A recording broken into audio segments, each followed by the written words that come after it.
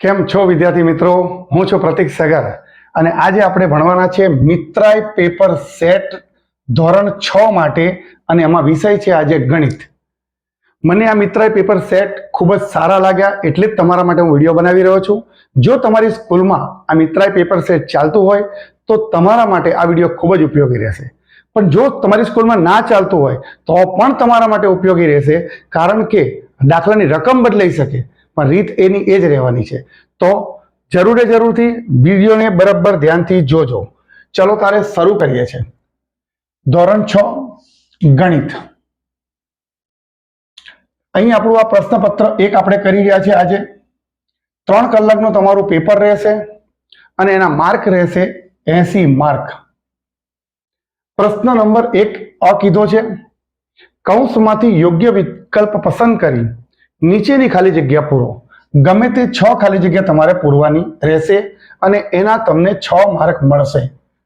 અહીં તમને 7 ખાલી જગ્યા આપી છે, તમારે કોઈ પણ 6 જ ખાલી જગ્યા ભરવાની થાય છે, પણ મારા હિસાબે 7 ખાલી જગ્યા ભરવાની. કદાચ એકાદ ખાલી જગ્યા ખોટી પડી જાય તો માર્ક કપાય નહીં. બરાબર? તો ચલો શરૂ કરીએ છીએ. પહેલી ખાલી જગ્યા 999 વત્તા 1 બરાબર કેટલા? તો કઈ ઉતાવળ નહીં કરવાની વિદ્યાર્થી મિત્રો, સરવાળો રફમાં કરી લેવાનો. 999 વત્તા 1, 9 ને 1 10, 9 ને 1 10 અને છેલ્લે પણ 9 ને 1 10, એટલે આપણો જવાબ આવે છે 1000. અહીં વિકલ્પમાં તમે જોઈ શકો છો 1000 છે અને આપણે અહીંયા લખી દેવાના 1000. ચાલો ત્યારબાદ આપણને બીજા નંબરમાં ખાલી જગ્યા કીધી છે 1 મિલિયન બરાબર ખાલી જગ્યા 100,000. તો 1 મિલિયન એટલે 1 ની પાછળ 6 મીંડા. બરાબર? હવે લખીશું બરાબર. હવે કીધું છે ખાલી જગ્યા એટલે આપણે દોરી ખાલી જગ્યા. 100 કીધા છે તો સૌથી પહેલા આપણે લખીશું અહીંયા 100. હવે આપણને કીધું છે 1000, તો 1000 માં 3 મીંડા આવે એટલે આપણે લખીશું 1000 ના 3 મીંડા. હવે તમે અહીંયા ધ્યાનથી જુઓ, 1 મીંડું તો 1 મીંડું, એ જ રીતે મીંડા કાપતા જવાનું. બરાબર? બધા મીંડા તમારા કપાઈ ગયા છે. હવે કશું અહીંયા બચતું નથી, પણ અહીંયા જુઓ શું બચ્યું છે, તો કે 10, એટલે આપણી આ ખાલી જગ્યાનો જવાબ આવશે 10. આ રહ્યો જો અહીંયા. તો અહીંયા લખીશું આપણે 10, 100, 1000. બરાબર? એકદમ ઈઝી રીત છે. ચલો હવે ત્રીજો નંબર, સૌથી નાની પ્રાકૃતિક સંખ્યા ખાલી જગ્યા છે. તો સૌથી પહેલા તો આપણે અહીંયા લખીએ પ્રાકૃતિક સંખ્યા. પ્રાકૃતિક સંખ્યા. વિદ્યાર્થી મિત્રો, આ જવાબ ગોખવા માટે તમારા માટે વિડીયો નથી બનાવતો, સમજવા માટે બનાવું છું. ભણશો તો તમારું ગણિત 6 થી પાકું થશે અને આ પાયો પાકો હશે તો ધોરણ 10 સુધી તમને કોઈ તકલીફ નહીં પડે. તો અહીં લખું છું પ્રાકૃતિક સંખ્યા 1, 2, 3, 4, 5 એમ અનંત સુધી જાય. તો સૌથી નાની સંખ્યા આપણને કીધી છે. શું કીધી છે? સૌથી નાની. તો સૌથી નાની સંખ્યા કોણ છે?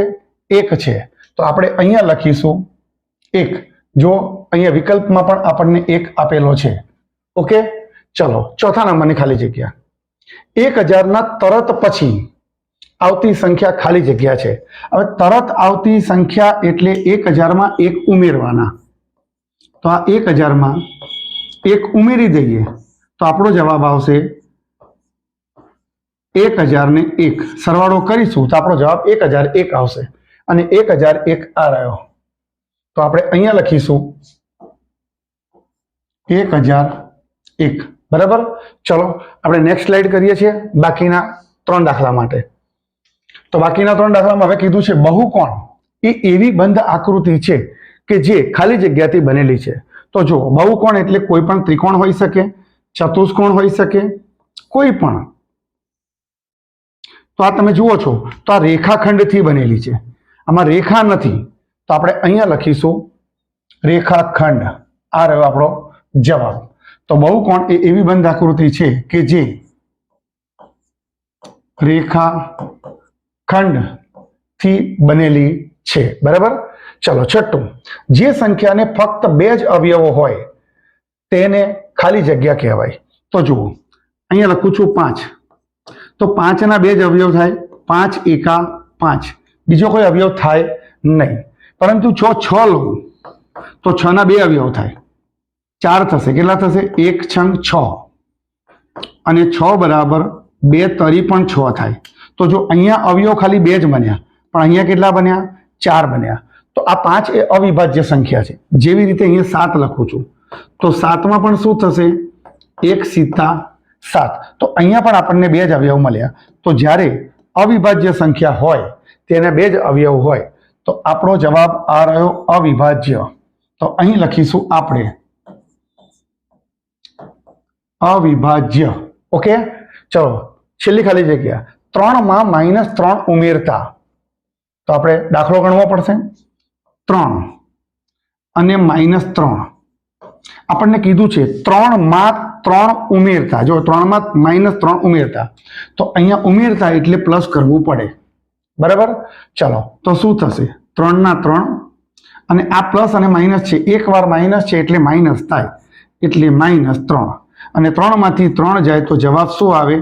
0. અને એ રહ્યો આ. તો આપણે અહીંયા લખીશું 0 એટલે કે 0 મળે, બરાબર છે. અહીંયા આપણો આ પહેલો અપૂર્ણ થાય છે. હવે આપણે ગણીશું પ્રશ્ન નંબર 1 નો બ. અહીં કીધું છે આપણને નીચેના દાખલા ગણો ગમે તે 2. અહીં આપણને આ પહેલો દાખલો આપેલો છે, બીજો દાખલો, ત્રીજો દાખલો એ નેક્સ્ટ સ્લાઇડમાં આપણને જોવા મળશે. ચાલો પહેલો દાખલો શું કીધો છે? ચૂંટણીમાં સફળ ઉમેદવારે 5,77,500 મત, એટલે આ સફળ ઉમેદવારની વાત છે, અને તેમના નજીકના પ્રતિસ્પર્ધીએ 3,48,700 મત મેળવ્યા. તો સફળ ઉમેદવારે કેટલા મતોથી સરસાઈથી ચૂંટણી જીતી હશે? તો અહીંયા આપણે બાદબાકી કરવી પડશે. આ સફળમાંથી જે આ પ્રતિસ્પર્ધી હતો એને બાદ કરીએ તો આપણને મળી જાય જવાબ. તો આપણે પહેલા લખીશું 5,77,500. આ શું છે? તો કે સફળ ઉમેદવારે મેળવેલા મત. તો લખીએ આપણે અહીંયા સફળ ઉમેદવારે મેળવેલા મત. ઓકે, હવે એમાંથી આપણે બાદબાકી કરવાની છે. 3,48,700 અને આ શું છે? તો લખ્યું છે નજીકના પ્રતિસ્પર્ધીએ મેળવેલા મત. તો લખીશું નજીકના પ્રતિસ્પર્ધીએ મેળવેલા મત. ચલો બાદબાકી કરીએ આપણે. 0 માંથી 0 જાય 0 રહે, 0 માંથી 0 જાય 0 રહે. હવે 5 માંથી 7 જાય નહીં, તો બાજુમાંથી આપણે દસકો લેવો પડશે. તો આ 7 ને કાપીને બાજુમાં લખીશું 6, બરાબર છે. અને અહીંયા લખીશું આપણે 15. 15 માંથી 7 જાય તો બચે 8. 6 માંથી 8 ના જાય તો આપણે ફરી પાછું બાજુમાંથી દસકો લઈશું. 7 પાસેથી દસકો લઈશું તો 6 થશે અને 6 ઉપર ચડશે 16. હવે 16 માંથી 8 જાય તો બચે 8. 6 માંથી 4 જાય બચે 2 અને 5 માંથી 3 જાય તો બચે 2. આ આપણો જવાબ આવી ગયો 2,28,800. પણ દાખલો અહીં છોડી નહીં દેવાનો, નીચે ગુજરાતી લખવું પડે. તો આપણે જવાબ લખીશું માટે 2,28,000. તો આપણે લખવાનું શું લખીશું? સફળ ઉમેદવારે. જો ક્યાંથી લખું છું, આ જે રકમ આપેલી હોય ત્યાં જ લખેલું છે. જો સફળ ઉમેદવારે, સફળ ઉમેદવારે 2,28,800 મતોની સરસાઈથી ચૂંટણી જીતી. ચૂંટણી જીતી. આ આપણો જવાબ આવી ગયો છે.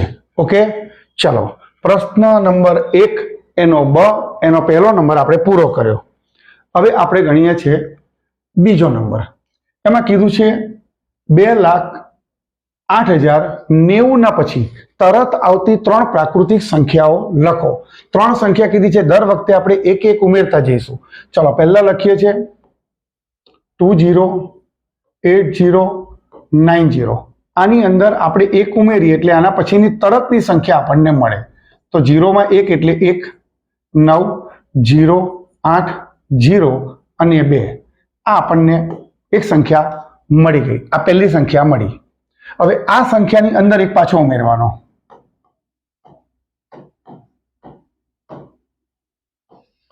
આમાં પાછો એક ઉમેરીએ છીએ આપણે એટલે 1 ને 1 2, 9, 0, 8, 0, 2. આ આપણને બીજી સંખ્યા મળી. હજી આ બીજી સંખ્યામાં આપણે 3 શોધવાની છે. અહીંયા બીજી સંખ્યામાં હજી એક ઉમેરવો પડશે. તો ફરી લખું છું 208092 વત્તા 1, 2 ને 1 3, 9, 0, 8, 0 અને 2. આ આપણને ત્રીજી સંખ્યા મળી ગઈ. પણ આમ છોડી ન દેતા વિદ્યાર્થી મિત્રો, ફરી કહું છું, ગુજરાતી લખવું પડે તો જ માર્ક પૂરા મળે. તો નીચે લખીએ છીએ માટે 208090 ના પછી તરત આવતી 3 પ્રાકૃતિક સંખ્યાઓ, 3 પ્રાકૃતિક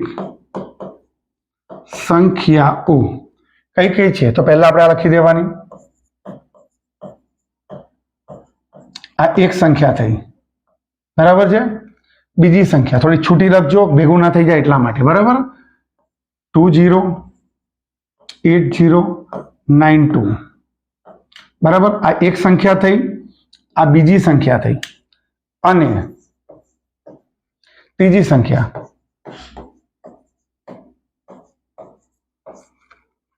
93 છે, બરાબર. અહીં આપણો આ જવાબ આવી ગયો છે.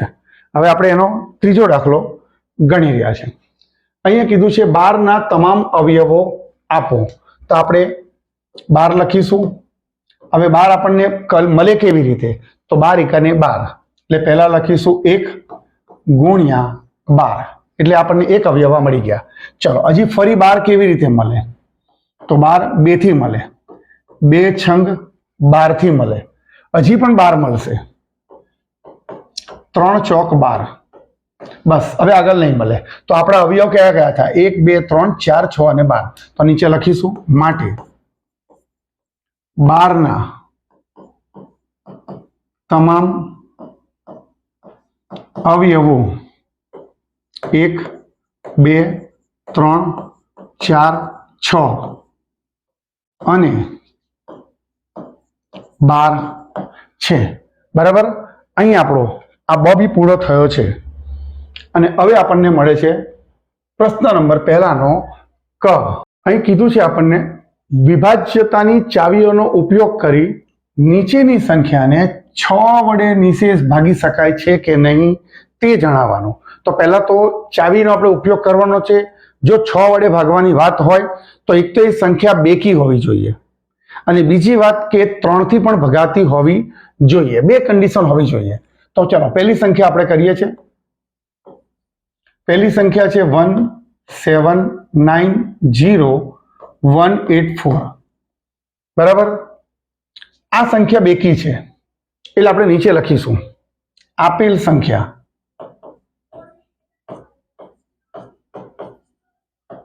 સંખ્યા બેકી છે, બરાબર છે. અને પછી લખવાનું અને વળી અને તેમનો સરવાળો અને તેમના અંકોનો સરવાળો. હવે આખો સંખ્યાનો સરવાળો કરીએ આપણે તો 1 + 7 + 9 + 0 + 1 + 8 + 4 બરાબર કેટલા થાય? 7 ને 1 8, 8 અને 9 17, 18, 19 20 21 22, 22 અને 8 30, 30 થાય છે. 30 થાય છે જે એટલે કે 30 3 વડે ભગાય, આ સરવાળો જે 30 છે ને એ 3 વડે ભાગી શકાય છે, એટલે આ આખી સંખ્યાને પણ 3 વડે ભાગી શકાય. તો જે 3 વડે વિભાજ્ય છે. તો તમે જુઓ, એક તો સંખ્યા કેવી છે, બેકી છે, અને બીજું 3 વડે વિભાજ્ય છે. બંને કન્ડિશન આપણી પૂરી થાય છે, એટલે આ સંખ્યાને 6 વડે ભાગી શકાય. તો નીચે લખવાનું માટે 1790184 ને 6 વડે કેવું, તો કે નિશેષ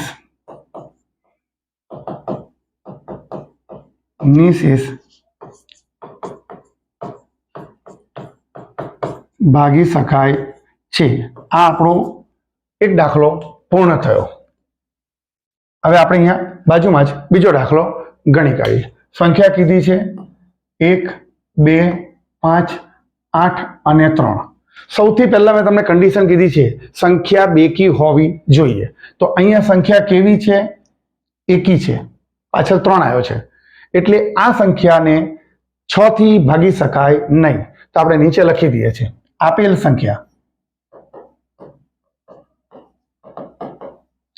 સંખ્યા એકી છે માટે 1, 2, 5, 8, 3 ને બરાબર છે 6 વડે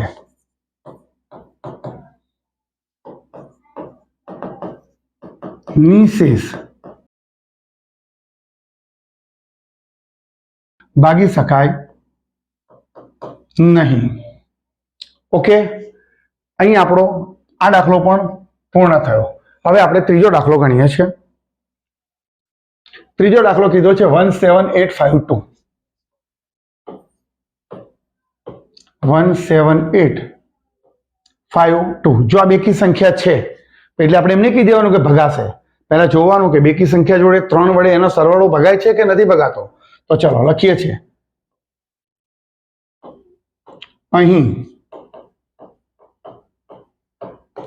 આપેલ સંખ્યા બેકી છે અને તેમના અંકોનો સરવાળો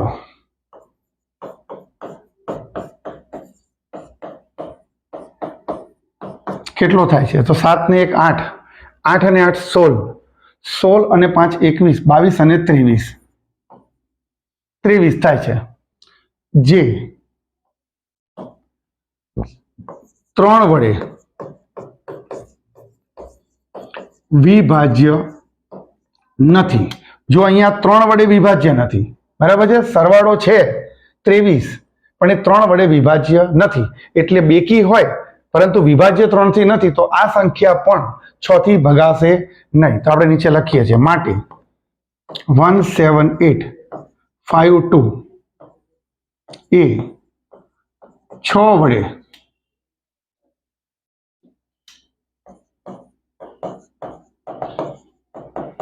નિશેષ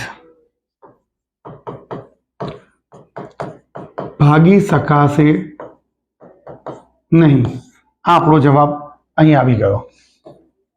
ચાલો હવે આપણે ગણીએ છીએ ચોથો દાખલો 2150. બરાબર, 2150. તો આ સંખ્યા 6 થી ભગાશે કે નહીં આપણે એ જોઈ લઈએ. બરાબર છે, ચાલો.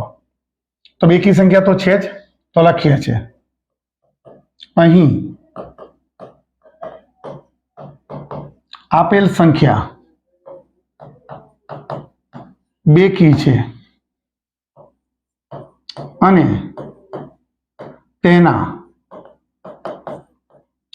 અંકોનો સરવાળો 2 + 1 + 5 + 0 બરાબર 2 ને 1 3 ને 5 8 છે, જે 3 વડે વિભાજ્ય નથી. અહીંયા પણ સંખ્યા બેકી છે પરંતુ 3 વડે વિભાજ્ય નથી. તો નીચે લખીશું માટે 2150 એ 6 વડે